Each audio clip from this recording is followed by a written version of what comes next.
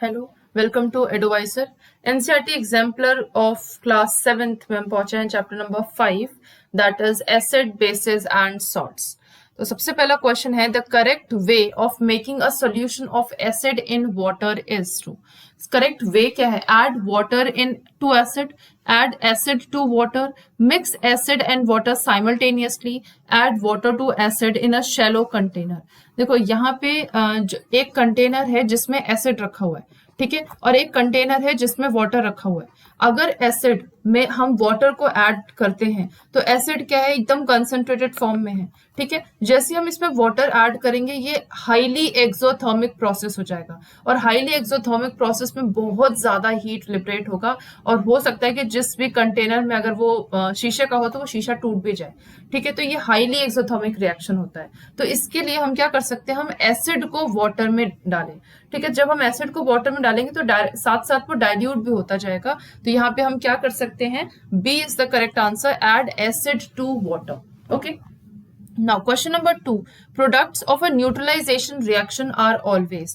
Neutralisation reaction का जो product होता है वो क्या होता है? Option an acid and a base, an acid and a salt, salt and water, and salt and a base. तो न्यूट्रलाइजेशन रिएक्शन का एक कोई जैसा एग्जांपल, आप एक स्ट्रॉन्ग एसिड को जब आप ये है आपका स्ट्रॉन्ग एसिड, ठीक है, स्ट्रॉन्ग एसिड, और ये है आपका स्ट्रॉन्ग बेस। जब आप एक स्ट्रॉन्ग बेस या स्ट्रॉन्ग एसिड को स्ट्रॉन्ग बेस के साथ जब आप ऐड करते हो तो जो एक प्रोडक्ट बनता है दैट इज NaCl, यानी कि सॉल्ट बनेगा और आपका वाटर बनेगा, ठीक है, सॉल्ट और वाटर बनेगा। तो यहाँ पे जो प्रोडक्ट होंगे वो हमेशा सॉल्ट और वाटर ही रहने वाला है। सो 2 का C is the correct answer. Question number 3, turmeric is a natural indicator. क्या और भी कोई टर्मरिक के अलावा नेचुरल इंडिकेटर होते हैं? यस, चाइना रोज हो गए आपके नेचुरल इंडिकेटर हैं। लाइकेन जो है लाइकेन से एक्सट्रैक्ट हुआ जो आपका लिटमस है वो भी आपका नेचुरल इंडिकेटर ही है। तो यहाँ पे टर्मरिक से रिलेटेड क्वेश्चन पूछा है that on adding its paste to acid and base separately which colours would we observe? Option yellow in both acid and base, yellow in acid and red in base, pink in acid and yellow in base, and red in acid and blue in base. हमेशा याद रखना जब भी turmeric को देखो, जब हमारे कपड़ों पे हल्दी का दाग लग जाता है तो हम उसमें उसको सोप से रगड़ के उसको साफ करते हैं, ठीक है। जैसे हमने उस पर सोप लगाया वो येलो कलर का जो हल्दी है वो किस में कन्वर्ट हो जाता है? वो रेड कलर में कन्वर्ट हो जाता है। यानी कि जो आपका सोप है वो क्या है? वो बेसिक है। तो बेस के साथ जो टर्मरिक पेस्ट है वो रेड कलर जो है वो रिलीज करता है, यानी कि रेड कलर बन जाता है, लेकिन एसिड के साथ वो येलो कलर ही रहता है, ठीक है। तो yellow in acid and red in base would be the correct answer. 3 का B is the correct answer. Question number 4, phenolphthalein is a synthetic indicator. Synthetic indicator का मतलब जिसको हमने बनाया हो, and its colours in acidic and basic solutions respectively are. हमेशा जब acidic solution में आप फिनोफ्थलीन को ऐड करोगे तो फिनोफ्थलीन कलरलेस रहेगा, ठीक है, कलरलेस रहेगा। इवन न्यूट्रल में भी ऐड करोगे तो कलरलेस ही रहेगा, लेकिन जब अब उसको बेस में ऐड करोगे तो वो पिंक कलर का होता जाएगा, ठीक है। किस कलर का होगा? पिंक कलर का। तो 4 का ए है red and blue, blue and red, pink and colourless, या कलरलेस एंड पिंक। तो पिंक एंड कलरलेस तो दोनों में है, लेकिन जिस ऑप्शन क्वेश्चन में जैसा पूछा है वैसे ही आंसर करना होता है। एसिडिक है तो उसके साथ कलरलेस होगा, तो यहाँ पे कलरलेस, और बेसिक है तो उसके साथ पिंक होगा, तो ये पिंक। तो 4 का D is the correct answer. Question number 5, when the soil is too basic, plants do not grow well in it, to improve its quality what must be added to the soil? एक मतलब आप एक जगह आपने पौधा लगाया है और उस मिट्टी को आपने जब चेक किया तो उसमें आपको बहुत ज्यादा बेसिसिटी मिली, यानी बहुत बेसिक है वो। तो यानी कि अगर उसमें हम कुछ एसिडिक मिला देंगे तो न्यूट्रलाइजेशन रिएक्शन हो जाएगा और जो आपका सॉइल की जो क्वालिटी है वो बेटर हो जाएगी। तो यहाँ पे हम क्या ऐड करें? ऑप्शन है organic matter, quick lime, slack lime और कैलामाइन सॉल्यूशन। ये तीनों ही आपके बेसिक है, ठीक है, ये तीनों ही बेस है। ऑर्गेनिक मैटर जो है वो आपका एसिडिक है, ठीक है। तो आप ऑर्गेनिक मैटर को अगर ऐड करोगे ऐसे सॉइल में जहां पे बहुत ज्यादा बेसिक है तो वो सॉइल की क्वालिटी को इंप्रूव कर देगा। सो 5th का A is the correct answer. Question number 6. Litmus is a natural dye, is an extract of which of the following? China rose, beetroot, lichen and blueberries. Options में दिए गए हैं। 6 का C is the correct answer. Litmus जो है वो lichen से extract किया हुआ नेचुरल डाई है।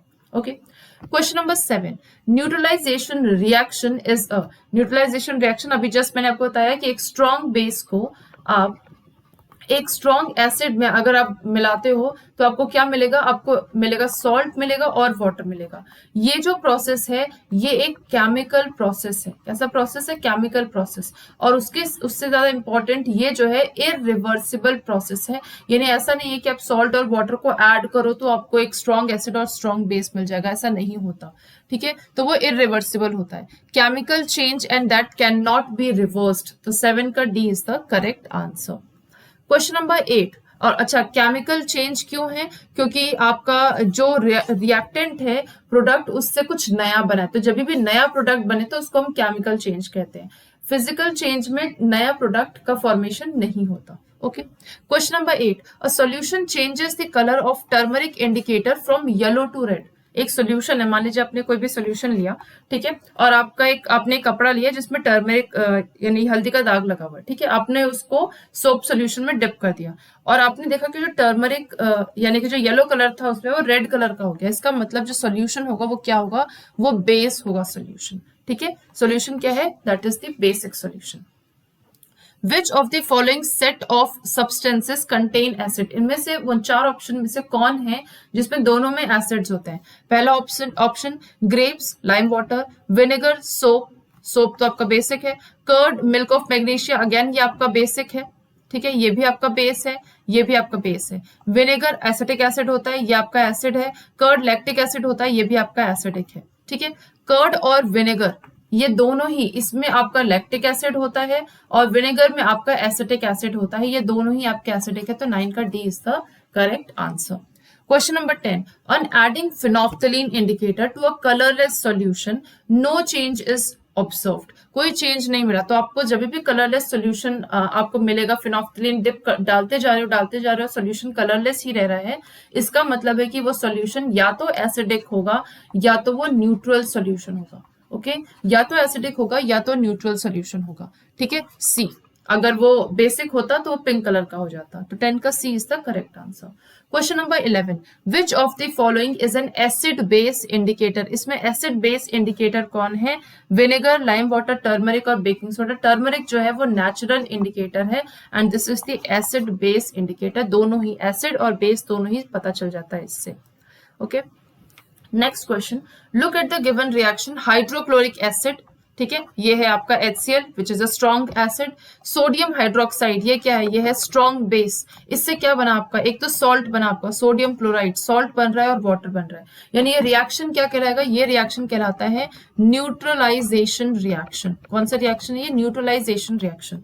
तो इस न्यूट्रलाइजेशन रिएक्शन में आपको एक सॉल्ट मिल रहा है और एक वाटर मिल रहा है। ठीक है, अब नेक्स्ट क्वेश्चन इसी में कि sodium chloride formed in this reaction remains in solution form. Obviously ये सॉल्यूशन फॉर्म में, क्या हमें सॉलिड सोडियम क्लोराइड मिल सकता है? ऑब्वियसली मिल सकता है।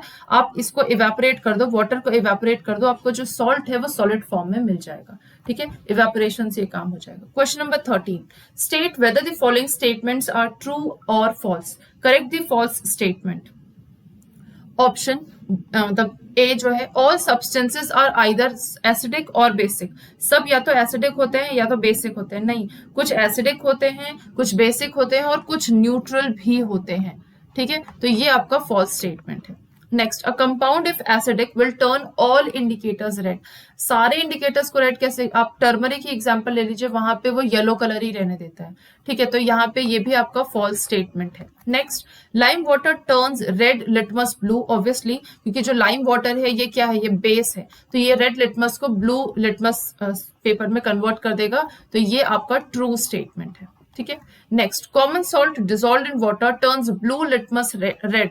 वो रेड नहीं करेगा क्योंकि कॉमन सॉल्ट एसिडिक नहीं होता, ये न्यूट्रल होता है, और अगर ये न्यूट्रल है तो रेड नहीं करेगा। तो ये स्टेटमेंट हो गई आपकी false. Okay, phenolphthalein is a natural indicator. नहीं, फिनोफ्थलीन जो है वो एक सिंथेटिक इंडिकेटर है। ठीक है, एसिड बेस इंडिकेटर ये भी है लेकिन सिंथेटिक है, तो ये भी आपका स्टेटमेंट फॉल्स हो गया।